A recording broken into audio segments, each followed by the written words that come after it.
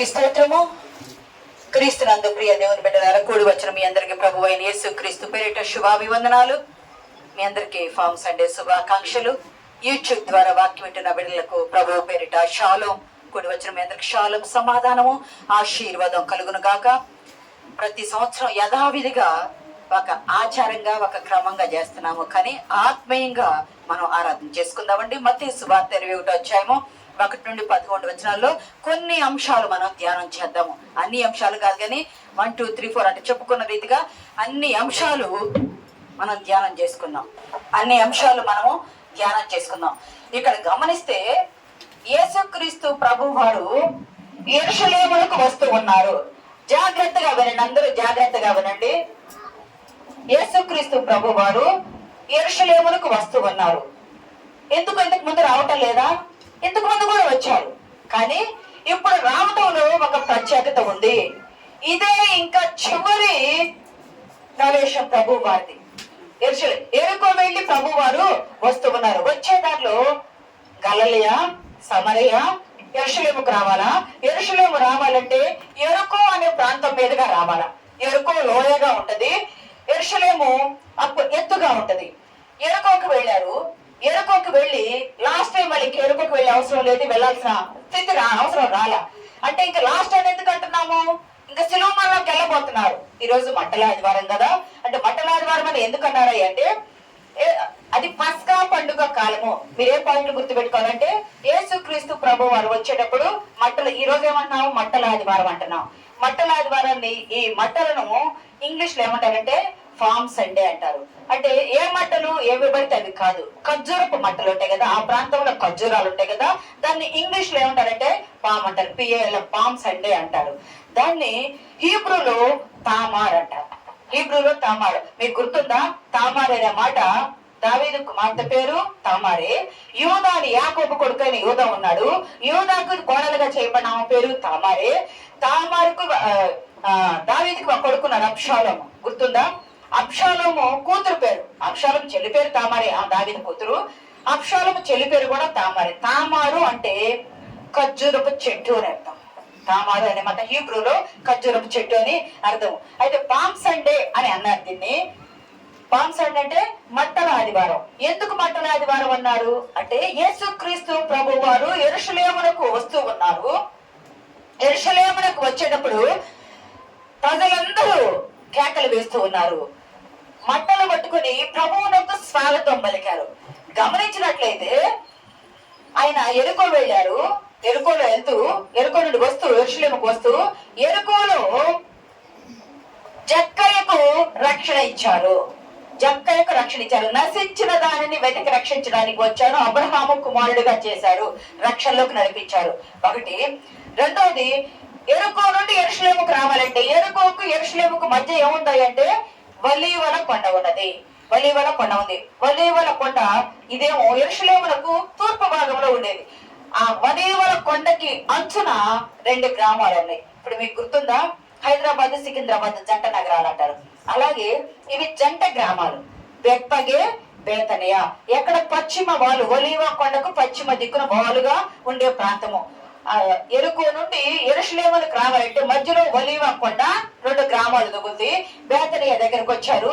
రాగానే యేసుక్రీస్తు ప్రభు వారికి శిష్యులు కనిపిస్తారు. వారి పేర్లు ఇవ్వలేదు, కానీ 2 శిష్యులు కనిపించగా వారితో చెప్తారు ప్రభు వారు, మీరు ఎదురుగా ఉన్న గ్రామానికి వెళ్ళండి. ఎదురుగా ఉన్న గ్రామం అంటే బెత్పగే. బెత్పగే. మీరు అక్కడ పండని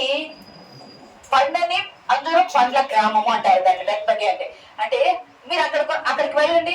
అక్కడికి వెళితే అక్కడ కట్టబడి ఉన్న ఒక గాడిద కనిపిస్తుంది. బయట, ఇంటికి బయట మీరు వెళ్ళి కట్టబడి ఉన్న గాడిద కనిపిస్తుంది. ఆ గాడిదను దాన్ని తోలుకొని నా దగ్గరకు తీసుకెళ్ళండి. ఎవరైనా అడిగితే, ఇది ఎవరికి కావాలి? ప్రభువునకు కావాలి. గమనించండి, నేను ప్రభువుని, ప్రభు వారు ఎక్కడా చెప్పలేదు. నేను క్రీస్తుని అని ఎక్కడా చెప్పలేదు. నేను యేసుని అని ఎక్కడా చెప్పలేదు. ఆయన చెప్పుకున్న ఒకే ఒక్క మాట మనం చాలాసార్లు చెప్పుకున్నాం, మనుష్య కుమారుడు అనే చెప్పుకున్నారు ప్రభు వారు. కానీ ఇక్కడ గమనిస్తే ఇది ఎవరైనా అడిగితే, ఎందుకు ఈ గాడిద, ఎవరికి కావాలి గాడిదని అక్కడ వాళ్ళు ఎవరైనా ఓనర్లు అడుగుతారు కదా, అడిగితే ఇది ప్రభువునకు కావలసి ఉన్నదని చెప్పండి. చెప్పండి కూడా దేవుడు నామని గనపడతాము. పరలోకపు దేవుడు భూమి మీదకి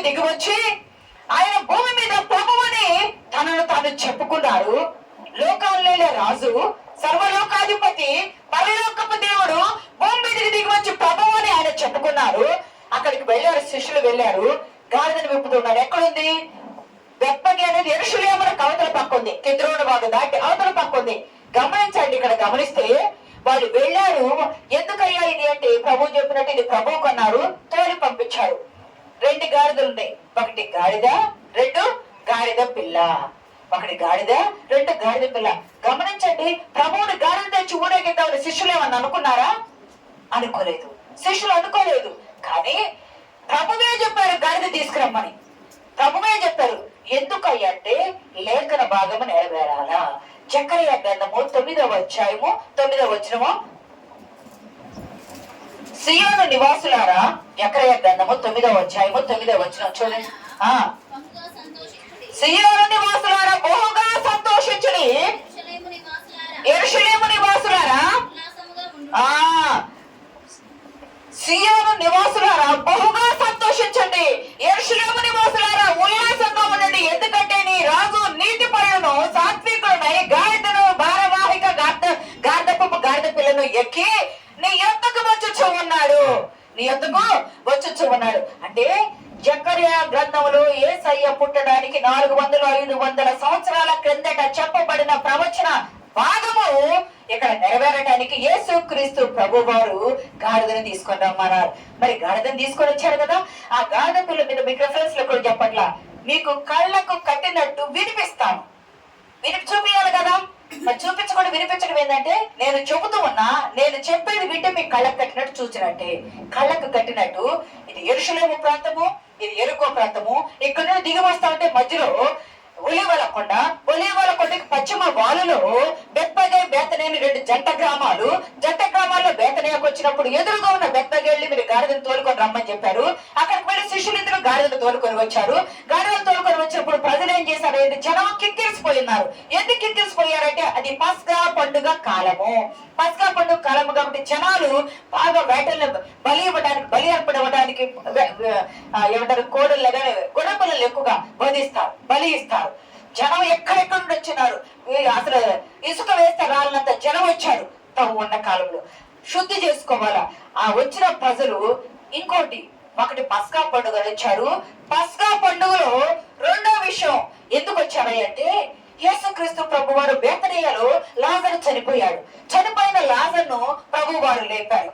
ప్రభు వారు పండగకు వచ్చారు. ఏదైనా ఒక విషయం జరిగితే మనందరం ఇప్పుడంటే ఫోన్లు ఉన్నాయి, దాన్ని ఎక్కువ పంపించేసుకుంటాం. అప్పటి రోజుల్లో ఫోన్లు లేవు కదా, ఓరల్ ట్రెడిషన్ నోటి మాట ద్వారానే కదా ఓరల్కి వెళ్ళిపోయేదేగా. అనుకున్నారు మెస్సయ్యను వచ్చాడు, ఆయన గలిలయ వచ్చారు, ఆయన చనిపోయిన వారిని లేపుతున్నాడు, కుంటి వారికి నడకనిస్తున్నారు, మూగవారికి మాటనిస్తున్నారు, గుడ్డి వారికి అన్ని రకరకాలైన మాటలు ఓరల్ టాకింగ్ మరి వెళ్ళిపోతున్నాయి అందరికి. లాజరు చనిపోయాడు. చనిపోయిన లాజరును రీసెంట్ గానే ప్రభు వారు లేపారు. ఆ లేపిన ప్రభువుని చూడాలని, చనిపోయి లేచిన లాజరును చూడాలని ప్రజలు కిక్కిరిసి ఉన్నారు. కిక్కిరిసి ఉన్న సమయంలో అక్కడ బేతనియా దగ్గర నుండి ఈ తోలుకొని వచ్చారు కదా, బెత్పగే దగ్గర తోలుకొని వచ్చారు కదా గాడిదను. ప్రజలు ఏం చేశారంటే తమ పైన వస్త్రాలను తీసి వాటి మీద వేశారు. చీను కడతారంటారు కదా, చీను కట్టలేదు కానీ వాటి మీద వేశారు. వాటి మీద వేయగా ఇందాక మనం చదివే 118వ కీర్తనలో ఉత్సవ బలి పశువును ఉత్సవ తాళతో కట్టండి, బలిపీఠపు కొమ్ములకు కట్టండి అని ఒక మాట 28-29 ఒక మాట ఉంటుంది.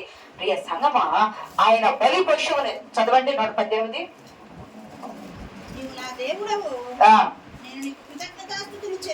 ఉత్సవ బలి పశువు దేవుడు ఆయన మనకు వెలుగులను ఇచ్చినాడు. ఉత్సవ బలి పశువును ఉత్సవ బలి పశువును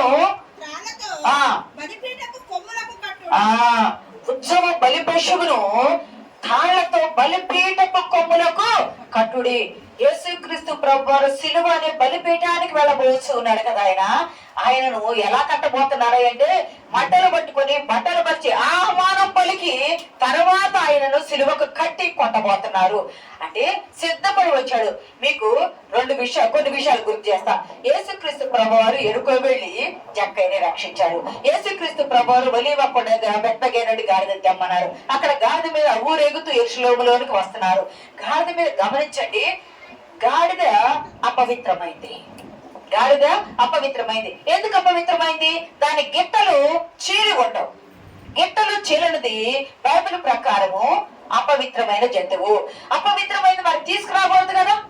అపవిత్రమైన దానిని ఊరిలోకి తీసుకురాకూడదు, యెరూషలేములోకి తీసుకురాకూడదు. తీసుకొచ్చిన వాళ్ళని, ఎక్కిన వాళ్ళని అందరినీ కూడా రాళ్లతో కొట్టి చంపుతారు. తీసుకురాకూడదు. మరి గాడిద తీసుకొచ్చారు కదా, గమనించండి, గాడిద అపవిత్రమైందే కానీ గాడిద పాపి కాదు.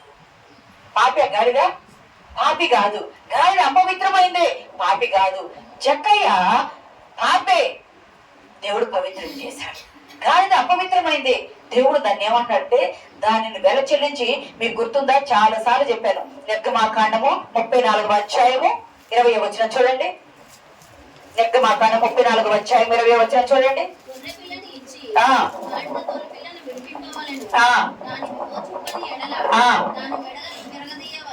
గమనించండి, యేసుక్రీస్తు ప్రభు వారు ఎందుకు వచ్చారయ్యా ఈ లోకానికంటే నశించిన దానిని వెనక రక్షించడానికి అనుకున్నాము.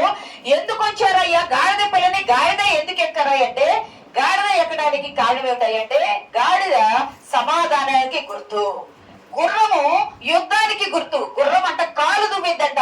యుద్ధపు వాసన వస్తేనే, ఎక్కడో యుద్ధపు వాసన వస్తే గుర్రాలు వస్తా ఉంటే దుమ్ము రేగింది కదా. ఆ యుద్ధపు బైబిల్లో ఉంటుంది, రిఫరెన్స్ చాలా అవుతాయి కాబట్టి చెప్పట్లేదు. యుద్ధపు వాసన తగిలితేనే అది రంకెలు పెడతా ఉంటది. ప్రియ సంగమా, గాడిద సమాధానానికి గుర్తు.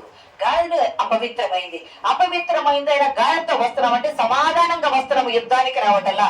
యేసుక్రీస్తు ప్రభు వారు గాడిదని ఎందుకు దమ్మనంటే అపవిత్రమైన దానిని పరిశుద్ధమైన పరిచర్యకు వాడుకోవడానికి. మనము గాడిద వంటి వారిని, మనము పాపి కదా. జక్కయ్య పాపిని పరిశుద్ధం చేశాడు. మనము పాపి కదా. పాపులైన మనల్ని రక్షించడానికే ఆయన వచ్చింది. పాపులైన మనల్ని రక్షిస్తుంటే అపవిత్రమైన దాన్ని రక్షించడా ప్రభువునకు అసాధ్యము కాదు కదా. ఇంకోటి ఏంటంటే, గాడిద తొలిపిల్ల ఎవరి కుటుంబంలో అక్కడ గాడిద ఉంటే గాడిద తొలిపిల్లను వెల ఇచ్చి విడిపించాలా? ఏం వెల ఇవ్వాలా? గొర్రె పిల్లను వెల ఇచ్చి ఇవ్వాలా? ఎవరైనా నాలాంటి వాళ్ళు దాన్ని విడిపించుకునే శక్తి లేని వారు ఎవరైనా ఉంటే ఆ గాడిదను ఏం చేస్తారంటే మెడ విరిచి చంపేస్తారు. గాడిదను మెడ విరిచి ఆ తొలిచూలు పుట్టిన సంతానం ఉంటది కదా, గాడిద తొలిచూలు పిల్లను మెడ విరిచి చంపేస్తారు. ఎవరైనా ఇంటి యజమానులు గొర్రె పిల్ల తెచ్చుకొని విడుదల చేసుకునే శక్తి లేకపోతే గాడిద పిల్లను చంపేస్తారు. గమనించండి, ఎంత ప్రేమ కలిగిన దేవుడు యేసయ్య, ఎంత జాలి కలిగిన దేవుడు. పాపములో ఉండి హృదయములో కోరిక కలిగిన ప్రభువుని చూడాలని కోరిక కలిగిన జక్కయ్యను రక్షించాడే. గాడిద తొలిపిల్ల దానిని ఎవరు ఎప్పుడు విప్పలా, దాని మీద ఎవరు కూర్చోలా. ప్రభు వారు గాడిదను వెలయించి గొర్రె పిల్లను వెలయించి, చదవమాట చదవండి. గొర్రె పిల్లను ఇచ్చి గాడిదను గొర్రె పిల్లను ఇచ్చి గాడిద పిల్లను విడిపించాలి. గమనించండి, ఈ గాడిద పిల్ల విడిపించబడకుండా దానిని విప్పరు, కట్టే ఉంచుతారు. అది మలమూత్రాల్లో ఉంది, కట్టబడే ఉంది, ఇంటికి బయటే ఉంది, ఊరికి బయటే ఉంది. దాన్ని విడిపించే నాదుడు లేదు. విడిపించకపోతే అది మెడ విరిచి చంపేసేయాలా? మెడ విరిచి చంపకుండా, ఇదిగో క్రీస్తు అనే మన పస్కా పశువు, ఇదిగో లోక పాపమును మోసుకొని పోయే దేవుని గొర్రె పిల్లని బాప్తిస్మిచ్చే యోహాను చేత చెప్పబడిన ఆ గొర్రె పిల్ల, క్రీస్తు అనే గొర్రె పిల్ల గాడిదను విడిపించి తాను బలి అవ్వబోతున్నాడు. గమనించండి, గాడిదను విడిపించి బలి అవ్వబోతున్నాడు. అంతేకాదు, గాడిదను దేనికి కట్టాలని చెప్పారు? ద్రాక్షవల్లికి గాడిదను, ద్రాక్షవల్లికి గాడిదను కట్టాలా? ఉత్తమ ద్రాక్షవల్లికి గాడిద పిల్లను కట్టాలా? తల్లిని పిల్లను తీసుకొచ్చి ప్రభువునకు కట్టాడు. ప్రియ సంగమ, ఎంత ఆత్మీయ మర్మం ఉంది. ప్రభువునకు కట్టారు. మీకు అర్థమవుతుందో లేదో నాకు తెలియదు కానీ కొంచెం జాగ్రత్తగా అర్థం చేసుకోండి. గాడిదను ఎందుకు విడిపించాడంటే, గాడిద అపవిత్రమైంది, అది గిట్టలు చీలింది కాబట్టి అపవిత్రమైన దాన్ని విడుదల చేసుకోవాలి. ఎట్లా విడుదల చేసుకోవాలా? అయ్యా మాకు ఈ గాడిద ఉంది, మేము ఇంట్లో పనికి వాడుకుంటాము. పనికి వాడుకోవాలంటే డైరెక్ట్ గా పుట్టిన వెంటనే వాడుకోవడం అనుకుండదు. దాన్ని దేవాలయానికి తీసుకెళ్లి దానికి బదులు గొర్రెపిల్లని వాళ్ళ దేవాలయంలో గొర్రెపిల్లని ఇచ్చి దాన్ని పనికి వాడుకోవాలా. ఆ గొర్రెపిల్ల యేసుక్రీస్తు ప్రభు వారయ్యారు. ఆ గాడిదను విడుదల కలుగజేశాడు. అంతేకాదు అపవిత్రమైన దాన్ని పనికి వాడటానికి పవిత్రము ప్రభు వారు ఎక్కారు. ప్రభు వారు గాడిదనెక్కి ఎక్కించారు. గాడిద పిల్ల మీద ఎక్కించి వస్తా ఉంటే ప్రజలందరూ కింద బట్టలు పరిచారు.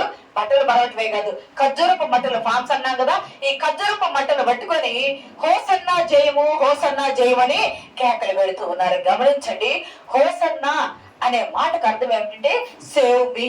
హోసన్నా అనే మాటకు సేవ్ మీ అంటే రక్షించు మీ అని అర్థము. రక్షించడం, బట్టలు పరవటం, బట్టలు చూపించటం అంటే అర్థం ఏమిటాయంటే పాత నిబంధన కాలంలో ఎవరైనా రాజులైన వాడిని భూమి మీద మీకు గుర్తుందా?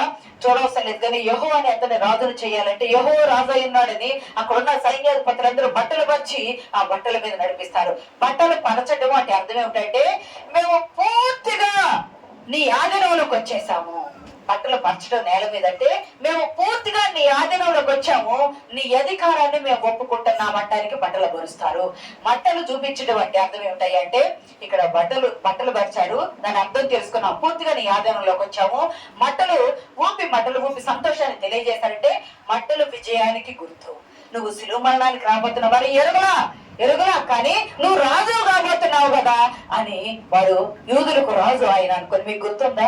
ఆయన మత్తయి సువార్త చూడవసలేదు కానీ యూదులకు రాజుగా పుట్టిన వాడు ఎక్కడున్నారు ఆయన అన్నారు కదా. యూదులకు రాజు ఈ రోజు గాడిద మీద సమాధానకర్తగా వస్తూ ఉన్నాడు. యెషయా 9:6 చూడవసలేదు కానీ సమాధానకర్తయగు అధిపతి అని అతనికి పేరు పెట్టబడిన మన దేవుడు ఏ దేవుడు అయ్యంటే ఎందుకు వచ్చాడయ్యంటే సమాధానం ఇయటానికి వచ్చాను అన్నాడు కదా. మరి సమాధానం ఉందా యెరూషలేము ప్రజలకు? యెరూషలేము అంటే శాంతి సమాధానాలకు నిలయము. షాలోం అంటే సమాధానమునకు నిలయము. సమాధానానికి నిలయమైన యెరూషలేము ఎప్పుడు సమాధానం లేదు, ఎప్పుడు యుద్ధాలు, ఎప్పుడు కొట్లాటలే, ఎప్పుడు పారిపోవటమే, సమాధానం లేదు. కానీ యేసుక్రీస్తు ప్రభువారు సమాధానకర్తగా, సమాధాన పుత్రుడుగా ఈ లోకానికి, సమాధానకర్త అధిపతిగా ఆయన ఈ లోకానికి వచ్చినప్పుడు ఆయన గాడిద మీద ఎందుకు వచ్చాడంటే దావీదు గాడిద మీదే రాజై వచ్చాడు, సొలొమోను కంచర గాడిద మీద రాజై వచ్చాడు. యేసుక్రీస్తు ప్రభు వారు రాజై గాడిద మీద ఊరేగుతూ వచ్చారు. మరి రాజుగా ఎవరు అభిషేకిస్తున్నారు? ప్రజలు అభిషేకిస్తున్నారు. ఎవరు చేశారయ్యా రాజుగా అంటే తండ్రి రాజుగా చేశారు. గమనించండి, ఇక్కడ ఒక మాట జాగ్రత్తగా విందాం. బాప్తిస్మ ఇచ్చినప్పుడు యేసుక్రీస్తు ప్రభు వారు ఉన్నాడు. తండ్రి, కుమార, పరిశుద్ధాత్మ మూడు ఒక చోట కనిపించినాయి. ఆకాశం నుండి స్వరం వినిపించింది కదా, ఈయన నా ప్రియ కుమారుడని. యేసుక్రీస్తు ప్రభు వారు కుమారుడు కదా, పావురం పరిశుద్ధాత్మ లాగా దిగి వచ్చి మూడు కనిపించినాయి కదా. ఇక్కడ కూడా మూడు కార్యాలు కనిపించినాయి. గాడిద పిల్ల మీద యేసుక్రీస్తు ప్రభు వారు వస్తున్నారు. గాడిద మీద అదృశ్య రూపిగా తండ్రి కూర్చొని ఉన్నాడు.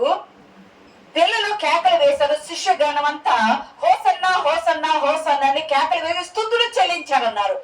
ఆత్మ నడిపింపు లేకపోతే స్తుతి రాదు. పిల్లలు ఇక్కడ కేకలు వేశారు. ప్రియ సంగమా, మూడు తండ్రి, కుమార, పరిశుద్ధాత్మ త్రియేక దేవుడు అక్కడ కార్యము జరిగించారు. దావీదు కుమారుడు యేసుక్రీస్తు ప్రభువు రాజుగా మహిమ పరచబడ్డాడు. నువ్వు రాజువా అని పిలాతు అడిగితే అవును నేను రాజుగా అన్నాడు కదా. ఎప్పుడు రాజయ్యాడయ్యా అంటే యూదులకు రాజా అంటే రాజే. ఎప్పుడు రాజయ్యాడంటే గాడిదనెక్కి యుద్ధం లేకుండా సమాధానం తీసుకొని రావడానికి వచ్చిన సమాధాన కర్తగా గాడిదనెక్కి ప్రభు వారు వచ్చాము. అంతేకాదు బట్టలు పరిచారు. ఆయన హోసానని రాజుగా అంగీకరించడానికి ఈ రెండు సూచనలు, బట్టలు పరుస్తారు, మట్టలు పట్టుకొని మట్టలు పరిచి రాజుగా అంగీకరించడానికి సూచనలు. అంటే అభిషేకం ఎవరు చేశారు అంటే తండ్రి అభిషేకం చేసి పంపించాడు. అభిషేకం ఎవరు కూడా ఆయన మీద తైలం పోయాడు. క్రీస్తు అంటే అభిషేక్తుడు, అభిషేకించి ఆయన పంపబడ్డాడు. గమనించండి, శాంతి సమాధానం, అసలు శాంతి సమాధానం ఎక్కడ ఉండాలా? నీ హృదయంలో ఉండాలా. శాంతి సమాధానం ఎక్కడ ఉండాలా?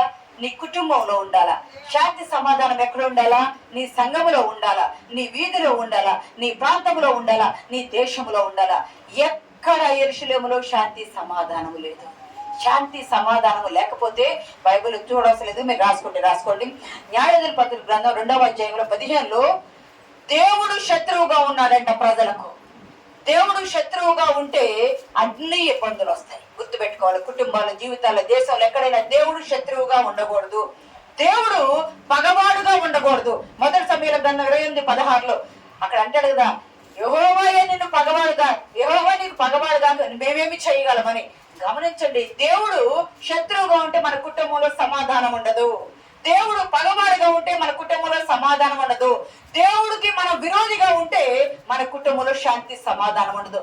దేవుడికి మనం పగవారిగా ఉండొద్దు, దేవునికి మనం శత్రువుగా ఉండొద్దు, దేవునికి మనము విరోధిగా ఉండొద్దు.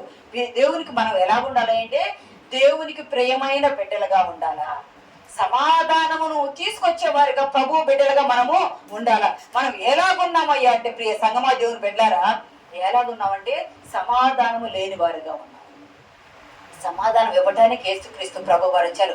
అక్కడ ఇంకొక మాట చూస్తే, యేసుక్రీస్తు ప్రభు వారు వస్తా ఉంటే, ఏమిటయ్యా మీ శిష్యులు ఇలా కేకలేస్తున్నారు, ఎందుకు కేకలేస్తున్నారు, ఇతన్ని ఆపేయమను అని అంటే ప్రభు వారు ఒక మాట అంటారు, వీళ్ళు మౌనంగా ఉన్నయాడలా అక్కడ ఏం కేకలు వేస్తాయి, రాళ్ళు కేకలు వేస్తాయి.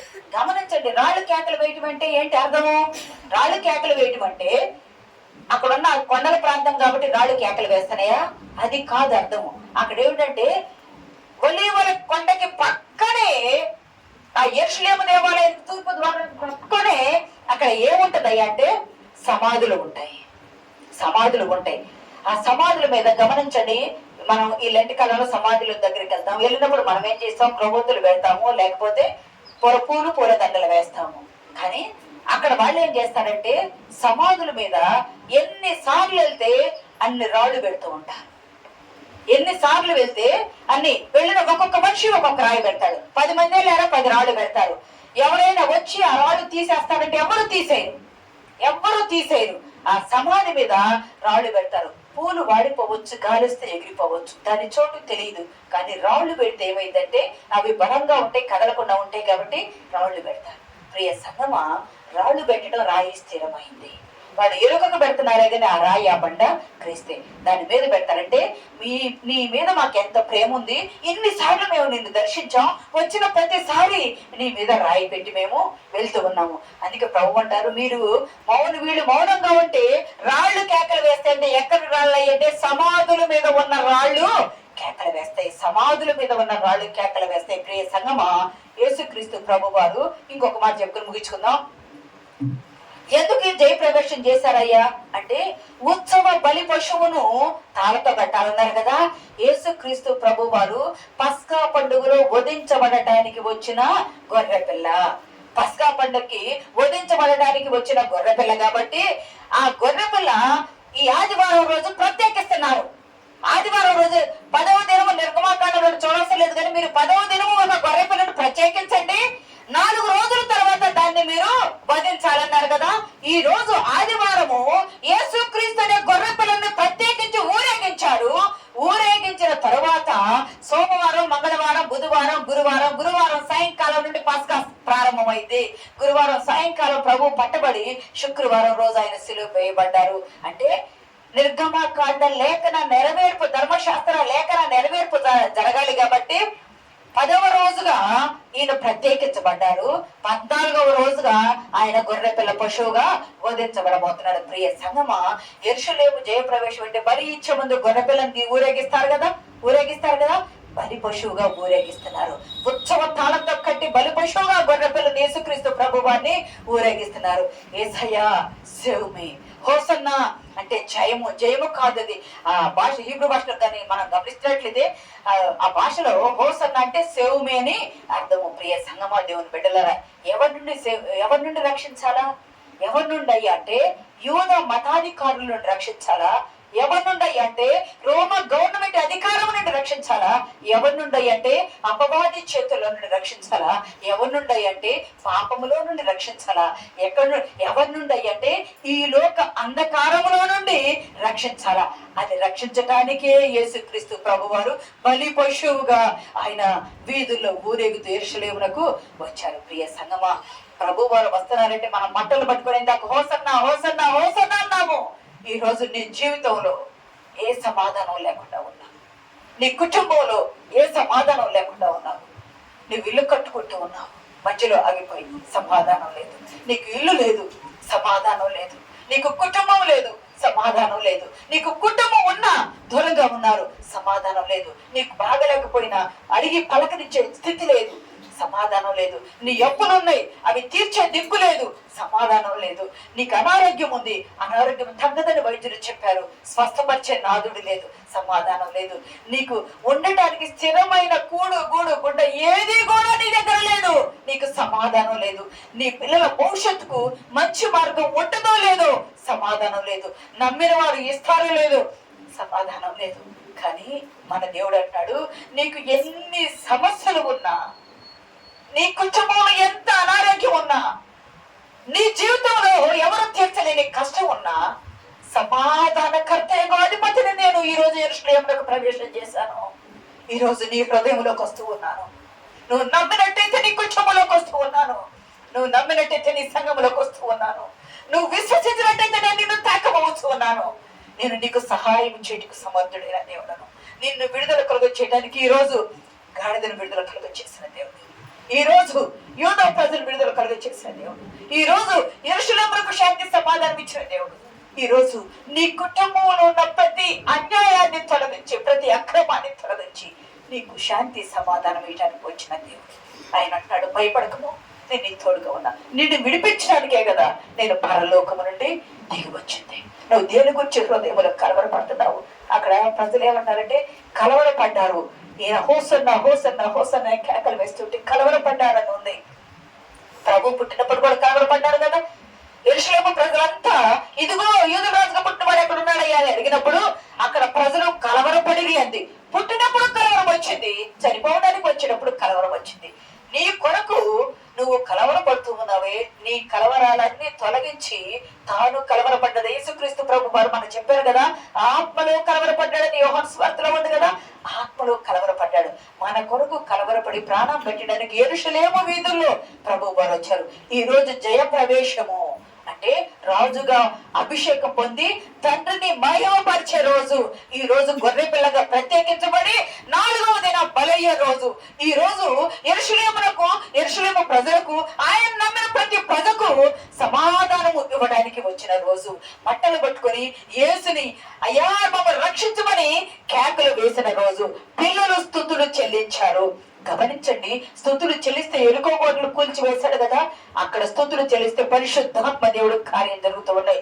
ఈ రోజు నీ జీవితంలో తీర్చని ప్రతి బాధ, తీరికలే తొలగిపోని ప్రతి సమస్య ఈ రోజు తీర్చడానికి యేసుక్రీస్తు ప్రభు వారు నీ హృదయంలోకి జయ ప్రవేశం చేసి వచ్చారు. నువ్వు నమ్మితే చప్పట్లు కొట్టి దేవుని నామాన్ని కనపడతావు. సింపుల్ గా ఆయన జయ ప్రవేశం చేశారు. గాడిద పిల్లను వెలయించి, తానే గొర్రెపిల్లి వెలయించి విడిపించాడు. ద్రాక్ష బల్లికి గాడిద పిల్లను కట్టారు. సమాధానం ఇవ్వటానికి ఆయన వచ్చాడు. రాజుగా మహిమ పొందటానికి వచ్చారు. రాజుగా అభిషేకించబడ్డారు. గొర్రె పిల్లగా రాజుగా యెరూషలేము దేవాలయం ఊర్లోకి వచ్చారు. తర్వాత 4 రోజులకు ఆయన సిలువ వేయనంటే, సిలువ మోసుకుంటూ ఉత్సవ బలి పశువును తాళంతో కట్టి తీసుకుపోనంటే ఆ బలి పశువు సిలువను మోసుకుంటూ కల్వరి గిరికి వెళ్ళిపోయారు. అందుకొనకి ఈ రోజు ఊరేగించింది ఆ రోజు బలి ఇవ్వటానికి, ఈ రోజు ఉత్సవం చేసింది ఆ రోజు కట్టబడటానికి, ఈ రోజు కట్టబడింది ఆ రోజు కొట్టబడటానికి. ఈ రోజు హోసన్నని కేకలు వేశారు, ఆ రోజు సిలువైనని కేకలు వేశారు. ఈ రోజు వేయబడ్డ కేకలు ఆయన మహిమపరిచినాయి, ఆ రోజు వేయబడ్డ కేకలు ఆయన సిలువ వేసినాయి. ప్రియ సంగమా, సహోదరుడు సహోదరి, నీ హృదయాన్ని ప్రభు మీద ఆనించి ఉంచు. ఆ రోజు అపవిత్రమైన గాడిద విడుదల కలుగు చేసి నీ పనికి వాడుకున్నావు. గాడిద బట్టి అపవిత్రమైన ధనను, అపవిత్రమైన వాడును నన్ను పరిశుద్ధపరిచి నీ సేవలు వాడుకో, నీ కృపలో వాడుకో, నీ బిడ్డగా, నీ సాక్షిగా, నీ సన్నిధిలో ఒక రాయిగా నన్ను వాడుకో. ఆ రోజు పాపి అయిన జక్కైన మార్చి అబ్రహాము కుమారుని చేశావు. ఈ రోజు నన్ను కూడా నీ సన్నిధిలో నీ బిడ్డగా మలచి, మనం ఇందాక చదివిన దానిలో యెహోవా మమ్మల్ని ఆశీర్వదించు, యెహోవా మమ్మల్ని అభివృద్ధి పరచు, యెహోవా మాకు గొప్ప రక్షణ దయచేయి, యెహోవా మాకు క్షేమం కలుగు చేయి, యెహోవా మమ్మల్ని జ్ఞాపకం చేసుకొని మనం చదివాం కదా. ఆ కీర్తన ఈరోజు మనల్ని మన కుటుంబాలన్నిటికీ సహాయం చేసి నీ కుటుంబంలో ఉన్న ప్రతి సమస్య తొలగిపోటకు నీ సమాధానకర్త, నా సమాధానకర్త మన హృదయాల్లోకి వచ్చి మన జీవితాలకు సమాధానం కలుగ చేయను గాక. ఆమేన్.